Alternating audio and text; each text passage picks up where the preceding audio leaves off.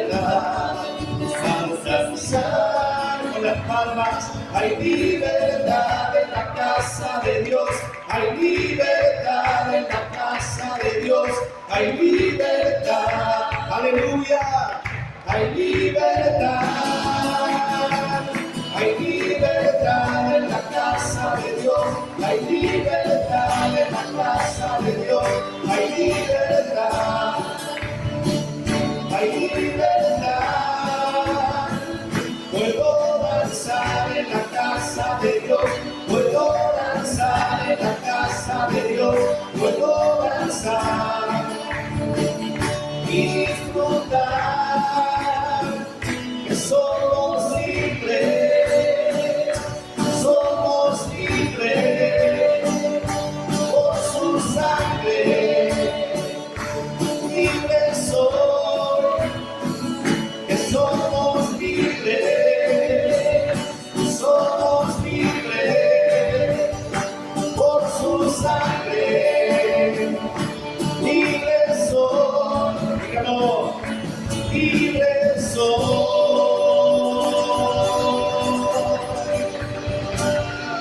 Amén, gloria a Dios. Alabamos al Señor que nos hizo libres. Gloria a Dios. Pueden tomar asiento, mis hermanos. Buen día a todos. Qué privilegio, hermanos, poder hacernos un tiempo para buscar alguna palabra del Señor, ¿no? Saben que yo siempre digo que la Biblia no entrega sus tesoros a los que la leen mirando el reloj a cada rato. La Biblia, que es un libro eterno, un libro sobrenatural, no abre las puertas para entregar su sabiduría a los que la leen sencillamente para que otros vean que hoy han leído un poco de la Biblia. La Biblia se entrega abiertamente a aquellos que van hacia ella con hambre y sed de conocer más al Señor. ¿Están de acuerdo con esto, hermanos? Y en este tipo de reuniones, hermanos, hay siempre una palabra escondida para quizás cambiarnos el destino a los que estamos aquí, siempre y cuando que estemos con el corazón directamente conectados con el trono de la gracia, ¿no es cierto? Escuchando con responsabilidad delante del Señor. Bueno, como decía el hermano secretario, para mí es un doble privilegio, ya que no tienen costumbre de invitar a gente de afuera. Así que muchísimas gracias, Rodolfo, el pastor Maciel, por la invitación esta. Esperemos que con Hilda podamos cubrir las expectativas, ¿no? Recién hablaba con Rodolfo, el pastor Rodolfo, preguntándole cuánto tiempo podía usar para el mensaje. Y me acordé de una enseñanza de cuando yo era un nuevito en el Señor. Es una enseñanza que habla del tiempo que puede usar un predicador cuando le dan el micrófono. Ojalá que lo puedan memorizar y cuando les toque predicar a ustedes se acuerden de esta pequeña enseñanza, ¿no? Esa enseñanza dice que el que habla 15 minutos dice menos de lo que sabe.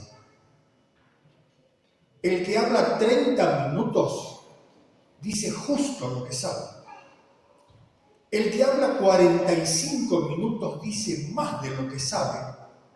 Y el que habla más de una hora ya no sabe ni lo que dice.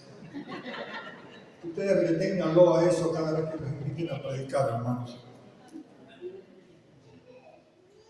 Estamos muy contentos con Hilda de poder compartir de nuestra experiencia en el Señor.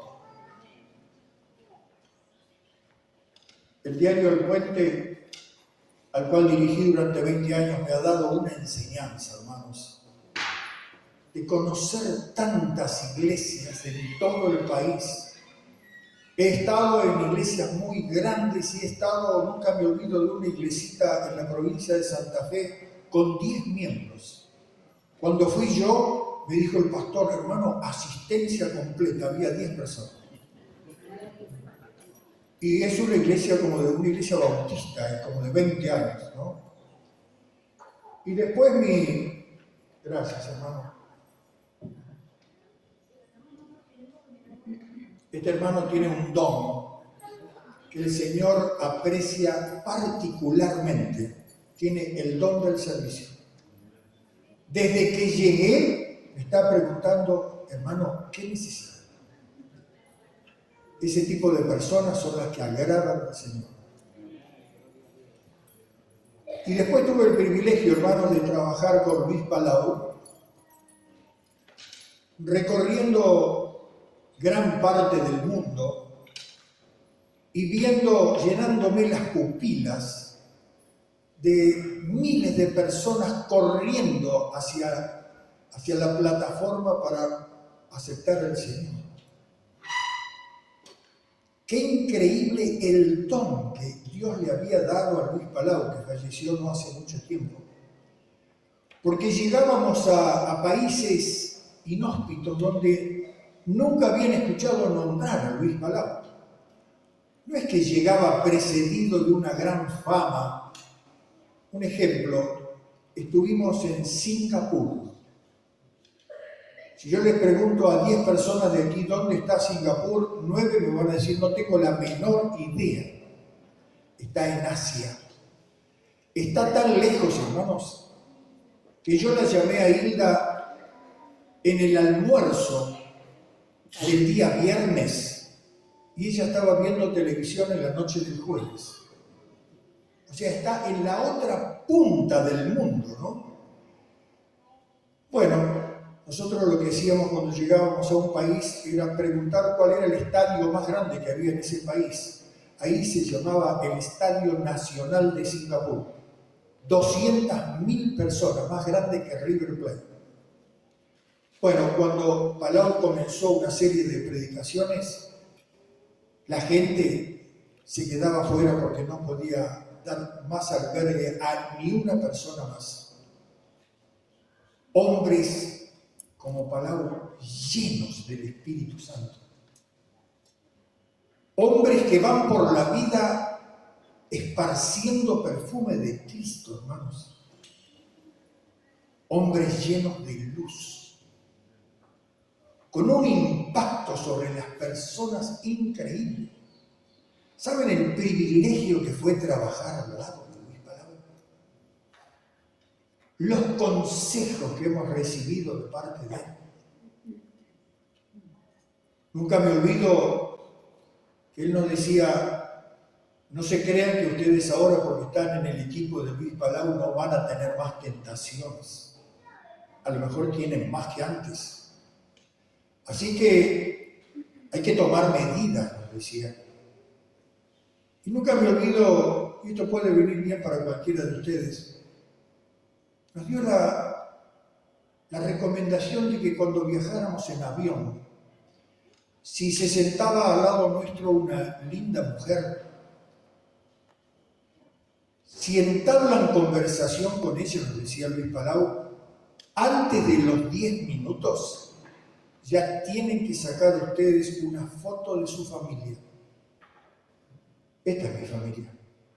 Hilda, María José, Juliana, María Victoria, nuestras hijas. Eso los va a proteger muchísimo. Él tenía un cuidado muy especial con la integridad, con la santidad.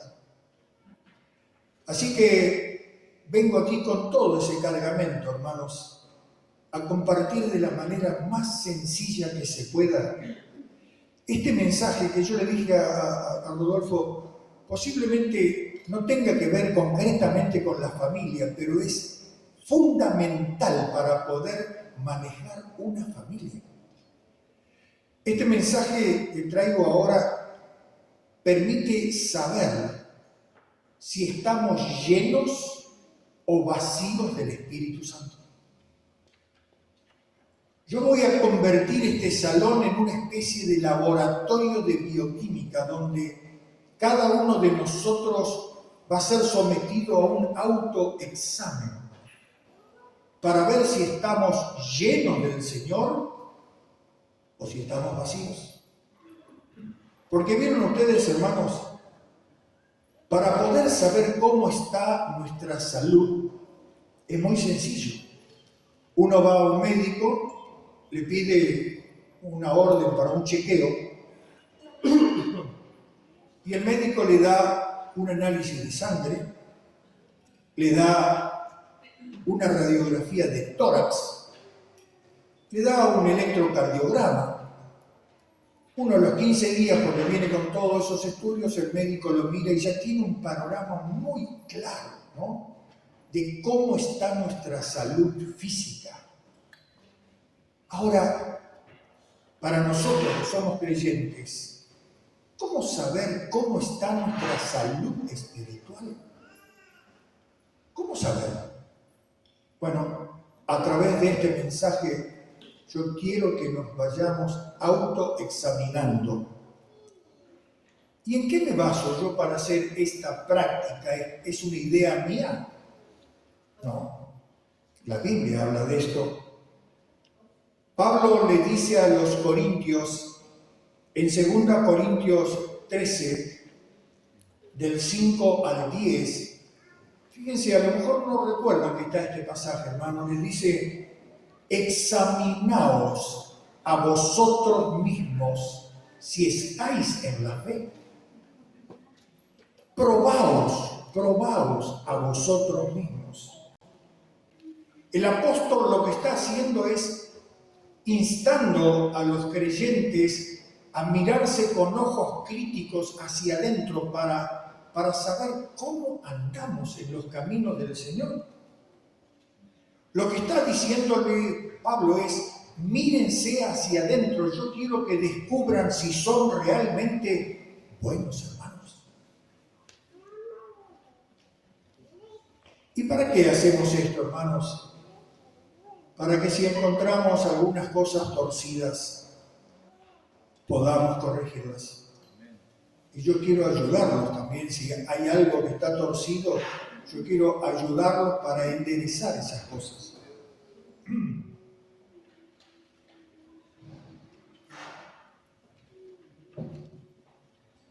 La medicina preventiva es muy buena, hermanos.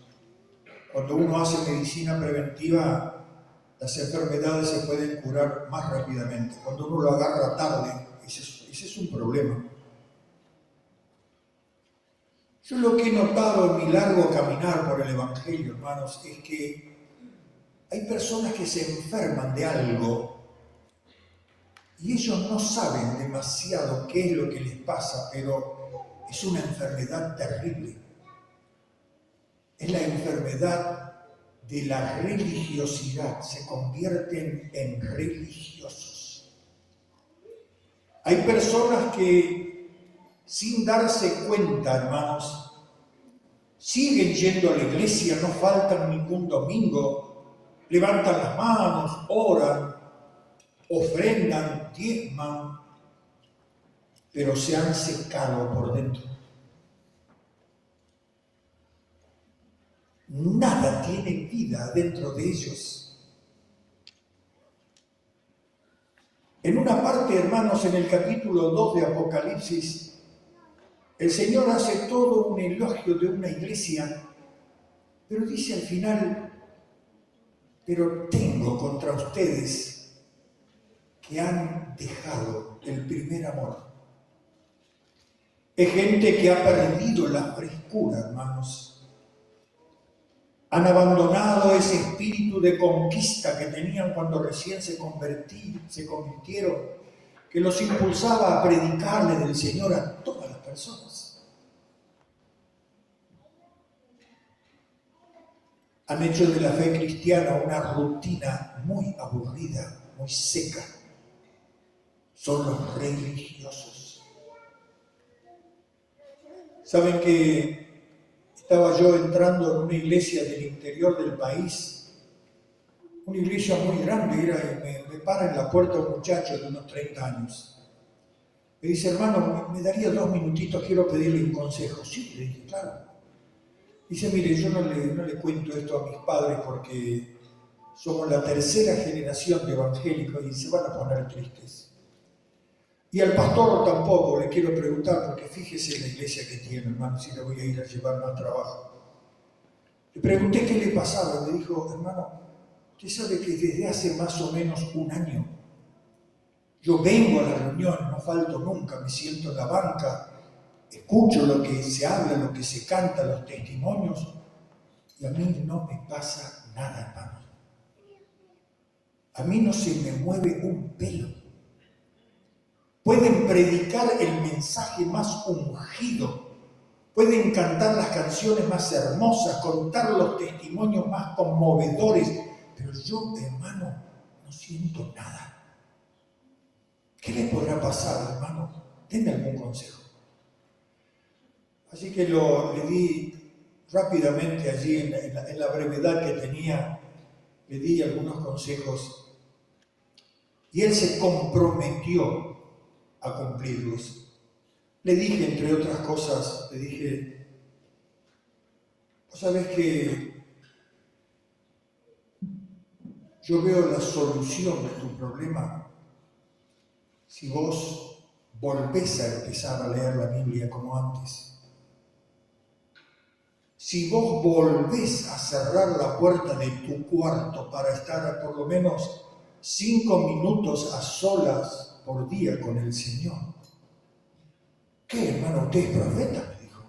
No, yo no soy profeta. Aquí estoy aplicando nada más que la lógica, el criterio. A todos los que abandonan la lectura de la Biblia, a todos los que abandonan la intimidad con el Señor, esa relación cercana con Dios del día a día, ¿qué pasa eso? Dejan de sentir todas las cosas.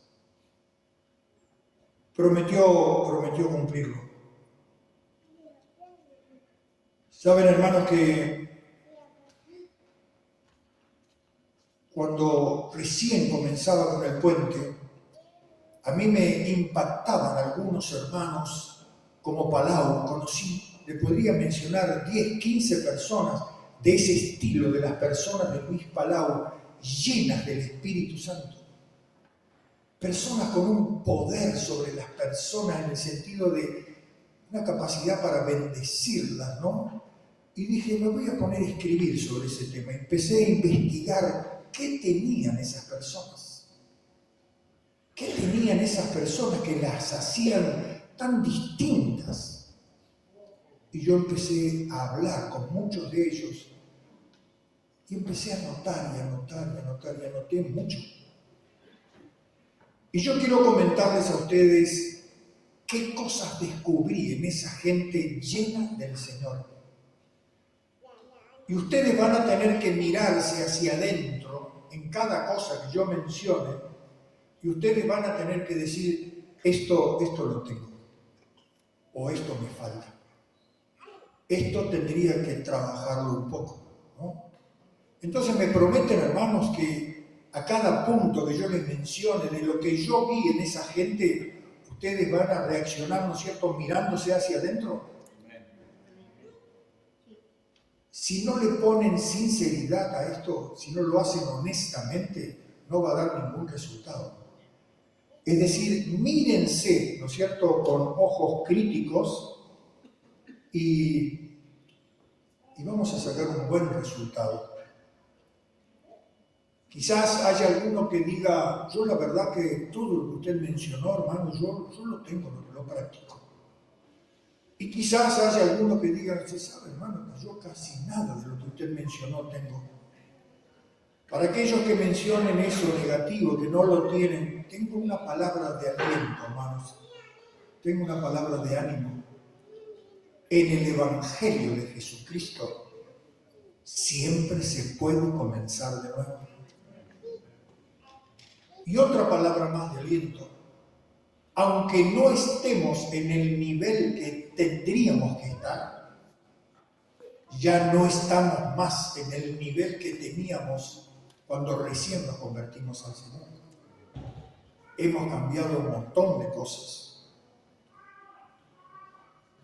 ¿Cuál es la primera característica que yo encontré en las personas que están llenas de Dios? Que tienen un crecimiento continuo. Y ahora les explico qué significa eso. Descubrí que las personas que como Luis Palau y quizás como tantos otros van por la vida esparciendo bendiciones, hermanos, son personas que experimentan en su vida un crecimiento continuo. Y ustedes dirán, y hermano, ¿y cómo se mide el crecimiento espiritual de una persona? Yo creo que se mide por muchos factores, hermanos, pero básicamente, se mide por tres factores, por tres elementos. Primero, se mide por una santidad que tiene que ir en aumento. Segundo, se mide por un testimonio que tiene que ser cada vez más límpido. Y tercero, se mide por una luz creciente para entender cada vez más los misterios que el Señor ha dejado encerrados en la palabra. Estos tres factores, hermanos, determinan el crecimiento de una persona. Una santidad que debe ir en aumento, un testimonio cada vez más limpio y una luz que debe ir aumentando y aumentando para que versículos bíblicos que hasta ayer nos parecían oscuros e inentendibles de pronto estallen con toda su riqueza y nos bendigan. Permítame detenerme un minutito nomás en estos puntos. Cuando yo digo una santidad en aumento, hermanos, yo no estoy hablando de dejar esas cosas que uno cuando se convierte las deja inmediatamente. Vieron que cuando uno se convierte deja de decir malas palabras, ¿no es cierto? Deja de robar. Antes, cuando éramos inconversos, si había un lápiz o una lapicera que nos interesaba de la oficina donde trabajamos, la metíamos al bolsillo y era una cosa normal llevarnos cosas que no eran nuestras. Yo siempre digo que robar un banco o llevarse una lapicera de la empresa están bajo el mismo verbo, robar. Lo que yo estoy diciendo cuando estoy hablando de una santidad que tiene que ir en aumento, que nos va a marcar de que nuestra santidad está viva dentro nuestro, es cuando nos encontramos de pronto pidiéndole al Señor perdón por tantas actitudes carnales que nos brotan día tras día. Antes, cuando éramos inconversos, siempre teníamos justificativos. Ahora, cuando descubramos que nos hace mal hacer determinadas cosas que sabemos que no agradan al Señor, eso es un síntoma bueno de que la santidad está trabajando. ¿Se entiende esto, hermanos? Mejor dicho, ¿me estoy explicando bien? Amén.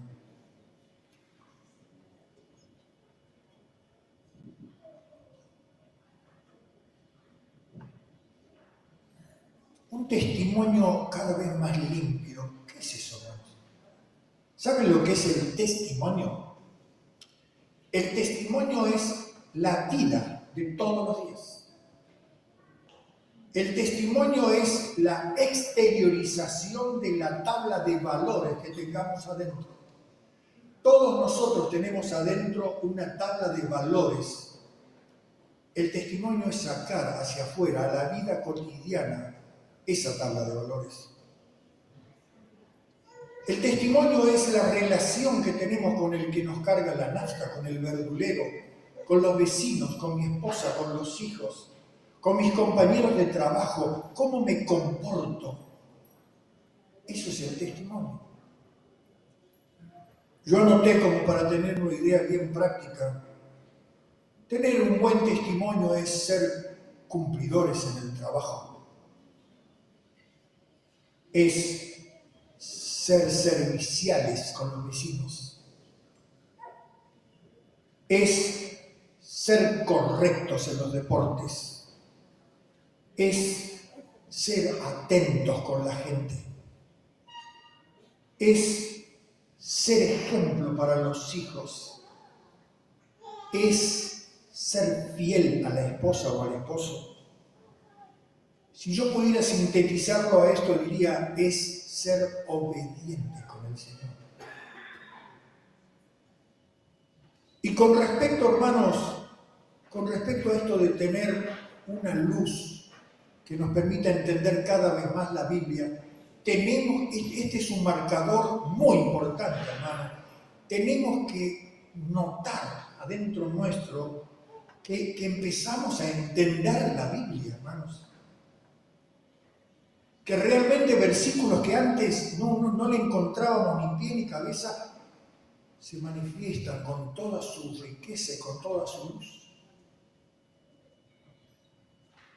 Yo siempre digo, hermanos, que si uno se convierte en un lector disciplinado de la palabra, llegará un momento al que yo le llamo el momento caramelo de la lectura de la Biblia. ¿Saben cuándo es el punto caramelo en la lectura de la Biblia, hermanos? Cuando uno empieza a atravesar algunos problemas que trae la vida y cuando aparece el problema, automáticamente nos acordamos qué dice la Biblia con respecto a ese problema. ¿Se entiende esto, hermanos? Me interesa que lo entiendan porque esto es fundamental. Que nos pase eso es extraordinario, hermanos. Es decir, aparece un problema y nosotros decimos, ¿cómo lo soluciono esto?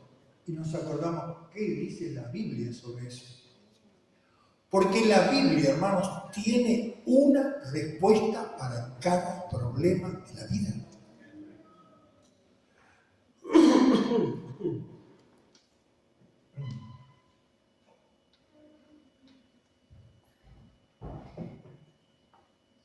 No tenés que toser tanto, me dice mi esposa cuando estoy predicando.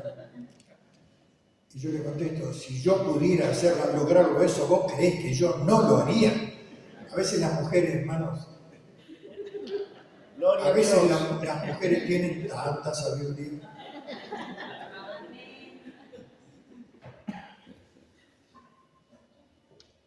El otro día, por ejemplo, con Hilda estábamos tomando mate y ella me contó una preocupación que tenía. Vos sabés que yo tengo una preocupación. Y se estaba refiriendo a algo que podía llegar a pasar dentro de 3 años. Una preocupación tremenda por algo que podía suceder dentro de 3 años. Entonces, asocié lo que dice la Biblia con eso que le pasaba a ella. Y le digo, mira, ¿sabes lo que dice la Biblia con respecto a esto de hacerse el problema por anticipado? La Biblia dice, baste a cada día con su propio afán, porque cada día traerá su propio mal. Lo que está diciendo la Biblia es, ocúpate de solucionar los problemas de hoy. Cuando lleguen los problemas que ahora vos ves en el futuro, ahí te ocupás de esos problemas. En definitiva, lo que estaba diciendo la Biblia es, no le pidas prestados problemas al futuro con todos los problemas que tenés en el presente. Fíjense qué lindo que es eso, poder asociar en cada problema algo que dice la Biblia.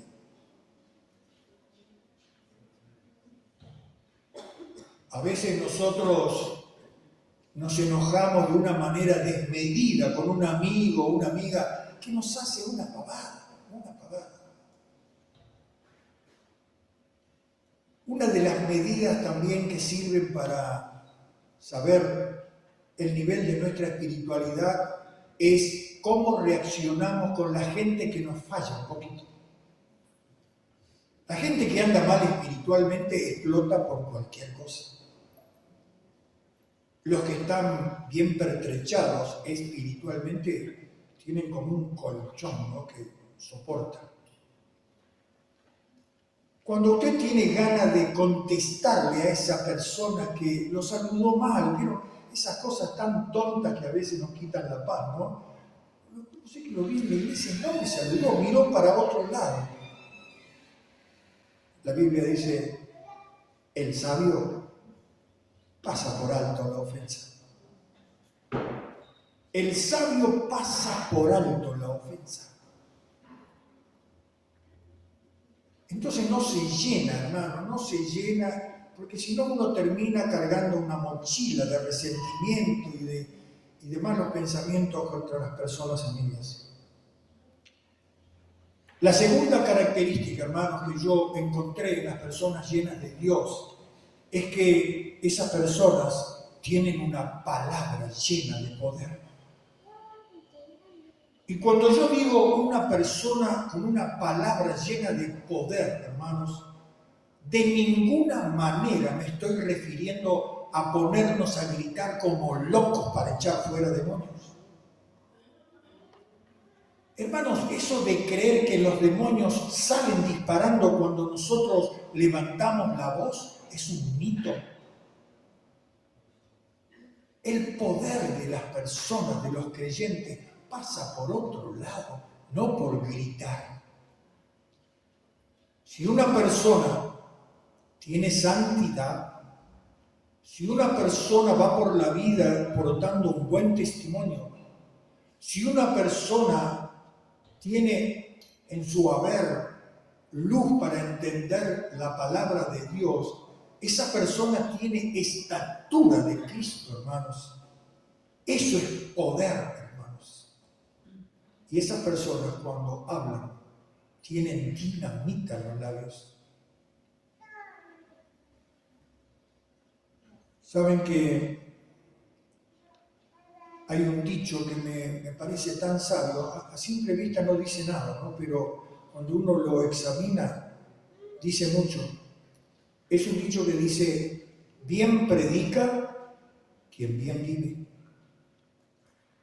Fíjense que no dice, bien predica quien bien habla, sino bien predica quien bien vive. Quien tiene una vida ahí en secreto, que lo respalda. ¿Saben que el diablo, hermanos, el diablo ha tirado una mentira sobre las iglesias evangélicas y mucha gente la ha comprado esa mentira? El diablo nos ha engañado haciéndonos creer que para poder servir al Señor con efectividad hay que tener facilidad de palabra. La Biblia le ha hecho creer a más de uno que si no tiene facilidad de palabra no va a poder ser un siervo efectivo en el reino. ¿Se dieron cuenta, hermanos, que muchos creen eso? Bueno, yo fui a ver la Biblia, a ver si esto es verdad. La Biblia dice todo lo contrario, hermanos. La Biblia dice en 1 Corintios 4:20, porque el reino de Dios no consiste en palabras, sino en poder. Porque el reino de Dios no consiste en bla, bla, bla, no consiste en jarabe de pico, sino en poder. ¿Y qué es poder para el Señor, hermanos? Poder para el Señor son vidas cambiadas. Eso es poder para el cielo, hermanos. Vidas que antes restaban a la sociedad, porque eran personas violentas, irresponsables, estafadores, adúlteros. y a través de un encuentro personal con Cristo se convirtieron en hombres y mujeres de bien. Eso es poder para el cielo. El reino de Dios no consiste en palabras, sino en poder. En vidas que se cambian para bien. La tercera característica, hermano, que yo anoté en esas entrevistas que hacía con gente llena de Dios, es que esas personas experimentan un gran dolor cuando se encuentran con personas sin fe. No se olviden de ir midiéndose, hermanos, midiéndose. ¿Qué sienten ustedes cuando se encuentran con alguien que no tiene fe? Las personas llenas del Señor sienten un impacto adentro porque conocen el destino de esas personas. ¿Ustedes sienten dolor cuando están ante un inconverso? ¿O les da lo mismo? O sea, o son apáticos, indiferentes. ¿Saben que el país que tiene la mayor cantidad de cristianos nacidos de nuevo en el mundo es Corea del Sur? En Corea del Sur, hermanos, está la famosa iglesia de Paul Yong-gi-cho, una iglesia que ya ha superado el 1.000.000 de miembros. Pero toda Corea, hermanos, toda Corea está llena de iglesias de 20.000, 30.000 miembros. Los domingos el ejército sale a reforzar la policía para dirigir el tráfico, porque son miles y miles y miles los coches que van a las iglesias. Si usted es un pastor que quiere poner una iglesia en Seúl, la capital de Corea, la municipalidad le va a pedir primero un estacionamiento de varias hectáreas. Si no, no le va a dar permiso. Es decir, el evangelio ha pegado de una manera tremenda en ese país. El diario más importante de Corea, el Clarín de Corea, está dirigido por un cristiano lleno del Espíritu Santo. Bueno, yo tuve ocasión, hermanos, de cenar con un pastor coreano y nunca me olvido la charla que tuvimos con él. Le dije, hermano, yo necesito que usted me dé alguna respuesta de esto que le voy a preguntar. ¿Por qué ustedes son tantos y nosotros en Argentina tan pocos? Acá en Argentina, hermanos, las mediciones indican que los cristianos nacidos de nuevo están entre el 5 y el 10% de la población. Hermano, explíqueme, tenemos la misma Biblia, tenemos el mismo Dios. ¿Por qué ustedes son tantos y nosotros tan pocos? ¿Es que acaso Dios, le dije, tiene favoritismo con algunos? Este hombre era de muy poco hablar, ¿no? Muy parco. Hizo un largo silencio y empezó a hablar y dijo, yo sé, hermano, que Dios hace como Él quiere, porque Dios es soberano. Pero viendo su ansiedad, me dijo, le voy a dar una respuesta, pero a título personal. Yo creo que el evangelio aquí en Corea crece tanto porque el evangélico coreano tiene una profunda compasión por las almas que se pierden. El evangélico coreano siente dolor por la gente que se está yendo al infierno. Cuando me dijo esas palabras, hermanos, yo me miré adentro mío y me dije, cuánta apatía, cuánta indiferencia. Por eso es lindo, hermanos, cuando nos levantamos cada mañana pedirle perdón al Señor por la apatía que cargamos y pedirle que coloque, aunque sea una persona, una sola persona, a la que podamos hablarle de Cristo.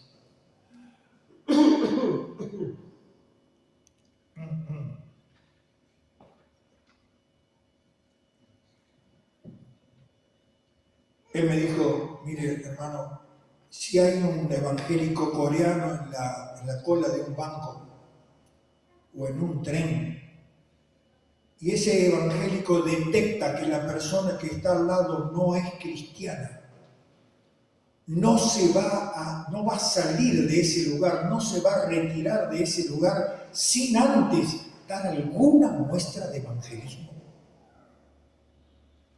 O le va a hablar de Cristo,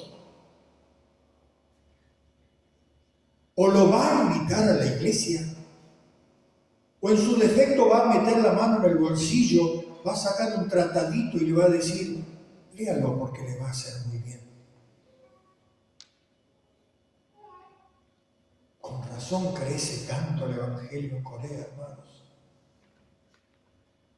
Hay que pedirle al Señor porque ninguna oración de los hijos de Dios cae en saco roto. Tenemos que pedirle al Señor, Señor, dame compasión por la gente que se está yendo al infierno.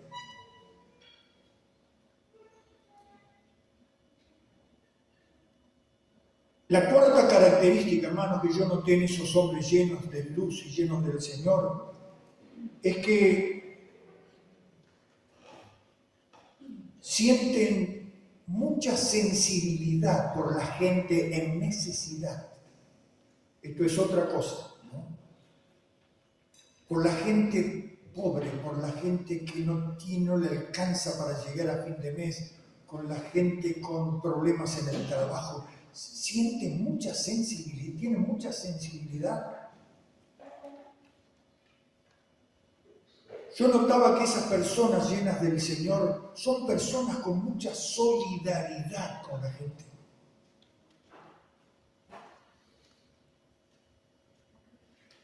Yo he aprendido mucho, hermanos, sobre esto de ayudar a la gente que necesita, por la enseñanza que recibí de Hilda. Hilda es una persona, creo que nació siendo muy generosa. Y al lado de ella yo aprendía que no me resbalen las necesidades de los otros. Que en definitiva así tenemos que ser como cristianos. Nunca me olvido que cerca de casa un hermanito en Cristo puso una pizzería y le puso de nombre a la Pizzería Corintios 13. ¿Vieron de lo que habla Corintios 13, hermano? El amor es tan importante para el Señor que le dedicó un capítulo entero, ¿no? Corintios 13 habla sobre la importancia del amor. Le digo, che, ¿por qué le pusiste Corintios 13? No, porque la gente no tiene ni idea de lo que es Corintios, ¿viste? Entonces vienen y me preguntan, che, ¿y qué quiere decir Corintios 13? Y yo le hablo del amor de Dios. Hermano. Cuánta imaginación y creatividad le da el Señor a algunas personas, ¿no? Ahora, ¿saben? Yo que trabajo con las palabras, que he escrito, yo hasta ahora he escrito 12 libros, las veces que me he preguntado, hermano, ¿qué habrá significado para el Señor la palabra amar? Que la colocó tantas veces en la Biblia. ¿Qué significará amar? Porque lo que piensa el Señor, como Él mismo lo dice, está en las antípodas de lo que pensamos nosotros, ¿no? Nosotros a veces pensamos que amar a una persona es llamarla cuando cumple los años, o darle un abrazo a fin de año, decirle cómo te quiero, hermano. Y yo me preguntaba, ¿qué significará amar para el Señor? Y una vez escuchando a un viejito, un predicador, él dijo, hermanos, porque amar es entrar en la necesidad del otro. Y yo dije, esa es la respuesta que yo estaba buscando. Amar es entrar en la necesidad del otro. Amar es entrar en el dolor ajeno, en la necesidad del otro e involucrarnos, hacer algo, accionar, dar alguna solución. Saben que a mí me gusta cómo el Señor presenta algunas grandes verdades en la Biblia. Primero hace como una introducción, cuando el Señor, todo lo que dice en la Biblia es importante, hermanos, pero hay algunas cosas que son más importantes que otras, ¿no? Y cuando el Señor quiere anunciarnos algo que tiene vital importancia, hace un prólogo, como para que nos preparemos a recibir la palabra que va a venir. Hay una palabra, hermanos, que está en Marcos 12:31, donde el Señor dice: no hay mandamientos mayores que estos. Ahí está el prólogo. Y uno dice: ¿cuál será? ¿Cuáles serán los mandamientos que el Señor dice que son los mayores que hay? No hay mandamientos mayores que estos. Y ahí los largan: amar a Dios y amar a la gente. Amar a Dios y amar a la gente. O sea que lo que estamos diciendo, hermanos, esto de ayudar a la gente es algo netamente bíblico. Otra característica, hermanos, creo que es la cuarta, ¿no? ¿Cómo? Quinta, la quinta. Otra característica que encontré en estos hombres llenos del Señor es que son personas discipuladoras. Esas personas son personas que no se guardan lo que van aprendiendo para ellos solos, lo comparten. Quieren que la gente crezca con ellos. Yo más que discipuladores les llamo consolidadores.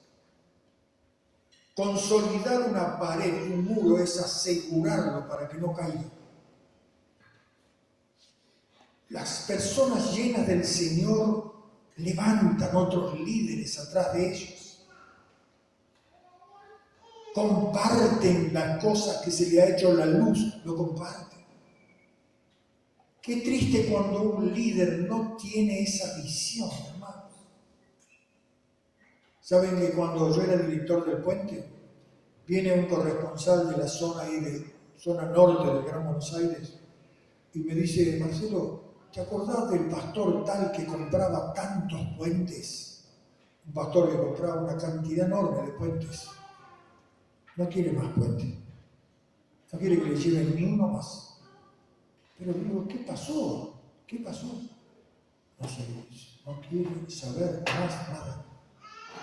Le dije: ¿por qué no me conseguís que este hermano se arrime por acá? Decirle que yo lo quiero invitar a tomar un café. Y vino el hermano. Entonces le pregunté, dije: hermano, usted que era una persona que valoraba tanto el diario El Puente, el puentecito, todo eso, ¿por qué no lo quiere más, hermano?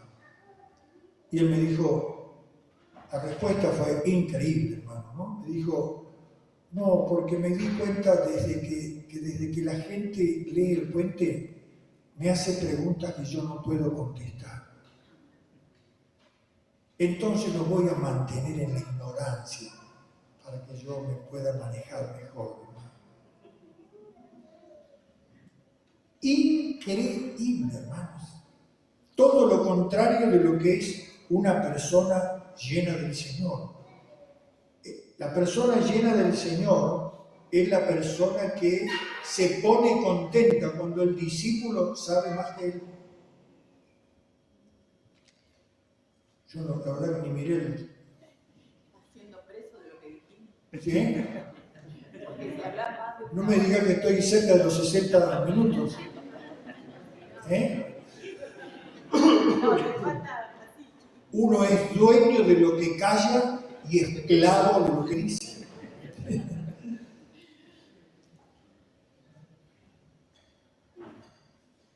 Estamos en la quinta, ¿no?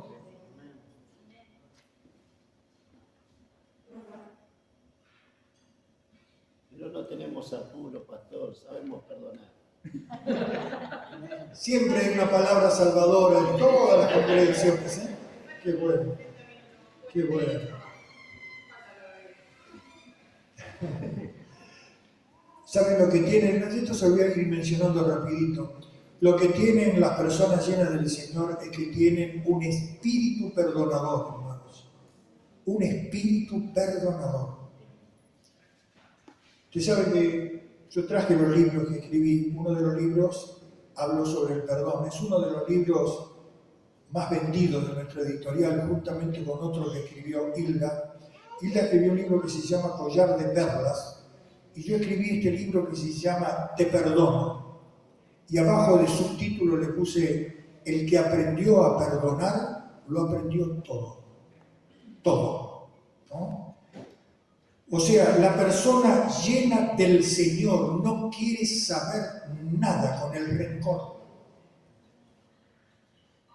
No quiere saber nada con el rencor porque la bondad, la mansedumbre, los frutos del Espíritu no tienen nada que ver. Son como el agua y el aceite. No tienen nada que ver con el perdón. A mí me impacta la figura de Esteban cuando lo están matando a pedradas. ¿Se acuerdan, hermano? Está muriéndose allí y con el último minutito de vida, yo lo imagino apoyándose sobre el piso, mirando arriba y diciendo: Señor, no les tomes en cuenta este pecado. ¿Por qué lo perdonó a esa patota dirigida por Saulo? ¿Por qué lo perdonó si lo estaban matando a Esteban? Llegué a la conclusión de que lo perdonó porque las personas llenas de Dios no saben hacer otra cosa que perdonar.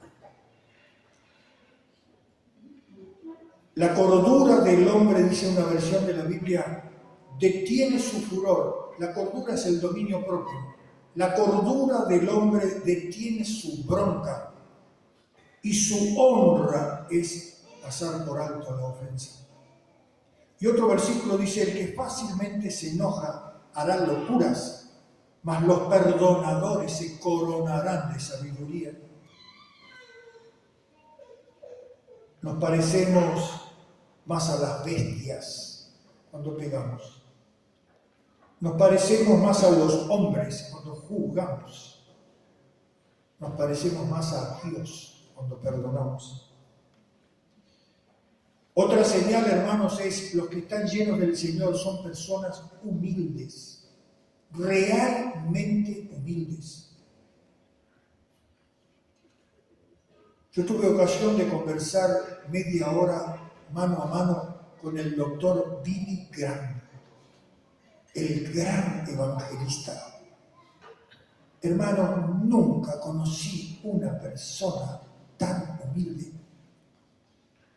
Me dijo: hermano, yo no voy a estar primero en la fila cuando llegue el momento de ir al cielo, yo voy a estar de la mitad para atrás. Yo creo que a esos grandes hombres de Dios, Dios los tapa de humildad para que no se den cuenta el poder que tienen. Porque el problema viene cuando el hombre toma conciencia del poder que tiene. Entonces Dios lo tapa de humildad, ¿no? ¿Saben lo que significa humilde, hermanos? Humilde significa mendigo, limosnero. ¿Qué es un mendigo? Un mendigo es alguien que reconoce que necesita y pide, con humildad. Nosotros a veces, bloqueados por un orgullo que no sé para qué sirve, somos incapaces de ir a un hermano y decirle: hermano, ¿por qué no oras por mí? No estoy guiando tan mal. El mendigo pide cuando necesita. Bueno, y siguen, pero haciéndole caso a mi esposa, voy a empezar a cortar. ¿Cómo le gusta a ella cuando la nombro de acá arriba? No quiere saber. Si usted escuchó esto y usted dice: yo la verdad que me faltan varios de esos atributos espirituales. Miren, hermanos, yo los comprendo totalmente porque yo pasé una etapa de mi vida en que me enfrié completamente. Y cuando uno se enfría completamente, le pasan este tipo de cosas, hermanos. Si usted no tiene últimamente deseo de leer la palabra todos los días, si usted no tiene deseo de cerrar la puerta de su cuarto para arrodillarse y estar a solas con el Señor, si usted ya no tiene casi ganas de congregarse, hermanos, porque no le llama la atención lo que el Señor llama la comunión de los santos. Si usted está atravesando un momento en que pareciera que las tentaciones parecen sabuesos que le van a destrozar el testimonio, usted tiene que decir basta. Tiene que decir basta en este momento, aquí en esta reunión, para adentro. Tiene que decir basta. La caída de los cristianos, hermanos, no sucede de un día para otro. La caída de un cristiano es un descender escalón por escalón hasta llegar al último, el escalón del pecado. La caída de un cristiano, hermanos, es como el que muere asfixiado por gas adentro de una casa. ¿Saben que las personas que mueren asfixiados por el gas, hermanos, el gas les roba todas las fuerzas? Se están muriendo y no tienen ánimo de levantar la mano para abrir la ventana que los va a conectar de nuevo con la vida. No pueden hacerlo.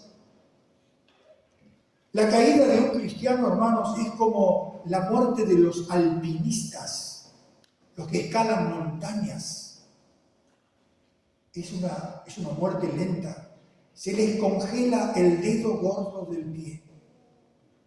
Y ahí arranca todo. Y ese enfriamiento intenso le va ganando toda la vida.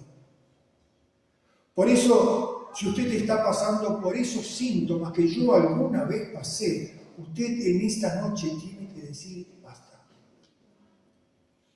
¿Y qué más aparte de decir basta? Y con esto quiero terminar, hermanos. Le dejo la receta para poder recuperar la frescura, el primer amor que habla Apocalipsis.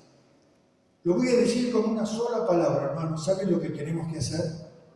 Tenemos que disciplinarnos. Esa es la palabra clave, hermanos. Tenemos que disciplinarnos. Y la palabra disciplina trae de la mano otra palabra que es clave para el éxito dentro del Evangelio. Esa otra palabra es perseverancia. ¿En qué tenemos que disciplinarnos y perseverar, hermanos? En la lectura de la palabra todos los días. Si ustedes no leen la palabra todos los días, no van a poder medir si están teniendo más luz, como hablábamos al comienzo. Tenemos que disciplinarnos y perseverar en la comunión con el Señor. Cerrar la puerta. Tenemos que disciplinarnos en servir a otros, hermanos. Yo honestamente, hay otra cosa en la que tenemos que disciplinarnos. Yo no lo puedo cumplir porque realmente, con toda honestidad, me agarra un dolor de cabeza que no puedo orar, no puedo hacer nada. Y esa disciplina que el Señor pide es el ayuno y la oración. Hay personas que están atravesando problemas muy serios, hermanos. Y se han olvidado que la Biblia dice, este género, este problema no sale si no es con ayuno y oración.